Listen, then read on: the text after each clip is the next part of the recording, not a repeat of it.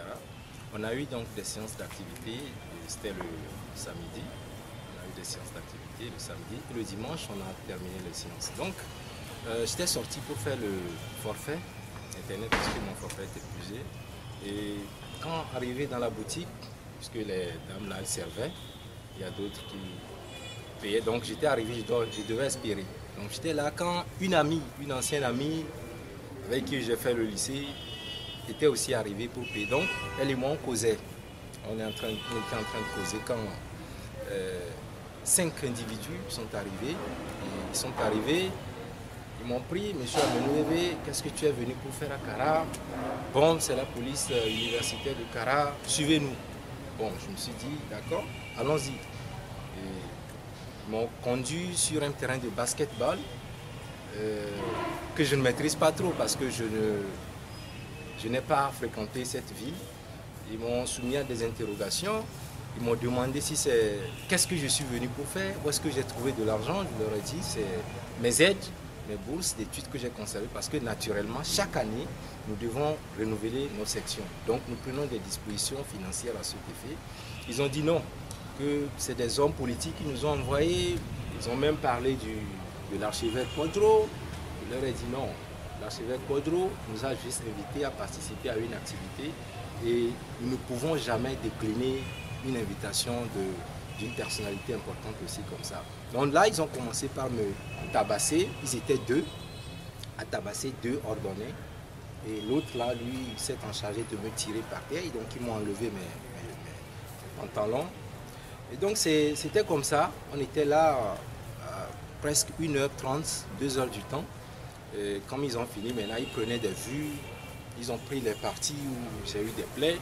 Et après tout, ils m'ont conduit au bord de la route, ils m'ont cherché deuxième, je suis retourné. Donc voilà un peu les circonstances dans lesquelles j'ai passé ces moments douloureux à Kara. Non, c'était compliqué de les reconnaître parce que c'était la nuit. C'était la nuit et je n'ai jamais vu ces gens d'individus, bien sûr qu'ils n'étaient pas cagoulés. Mais si je les vois, je peux quand même avoir l'image de certains, au moins 2 personnes parmi eux. Mais les autres, je ne pense pas que je peux en les voir comme ça. Mais certains, si on me présente un groupe, bien je vais à Kara et puis je peux quand même... J'ai un peu l'image de ces gens-là.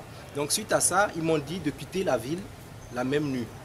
Bon, qu'ils vont me suivre de près et que si quelque chose m'arrive, que ça dépend de moi. Donc du coup, j'ai décidé de ne pas me signaler auprès des autorités. Parce que j'ai compris que c'est un coup bien planifié. Et ils m'attendaient bien sûr dans les centres de santé également pour peut-être en finir avec moi.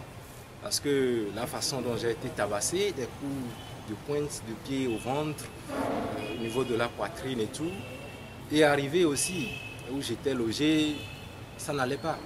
Ça n'allait pas, j'étais tombé, évanoui, et c'est suite à des soins des camarades, des cohabitants, que j'ai retrouvé mon état. Donc, j'ai décidé de ne pas aller au niveau des autorités locales parce que je savais bien que c'est un plan qui venait des autorités universitaires comme locales. Je veux bien sûr parler du préfet, des agents de renseignement, des chefs de service de renseignement de Kara parce que c'était eux. Et donc ils m'ont dit qu'ils travaillaient en communion avec la police universitaire de Lomé.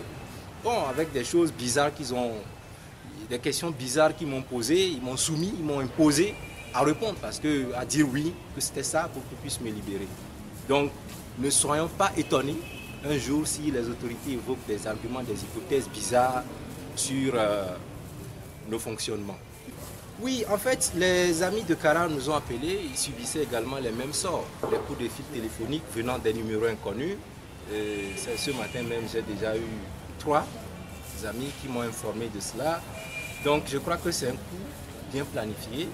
Et ils m'ont dit même qu'ils nous suivaient de près, depuis Lomé qu'ils nous suivaient, que dans le bus où on était même, qu'ils étaient là, donc qu'ils suivaient tous nos mouvements.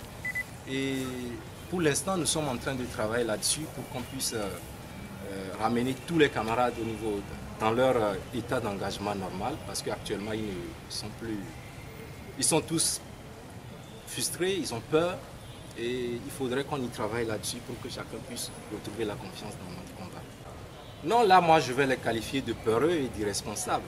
Et ils ne peuvent jamais nier cela. Parce qu'ils m'ont dit qu'ils travaillaient en communion avec la police universitaire de Lomé.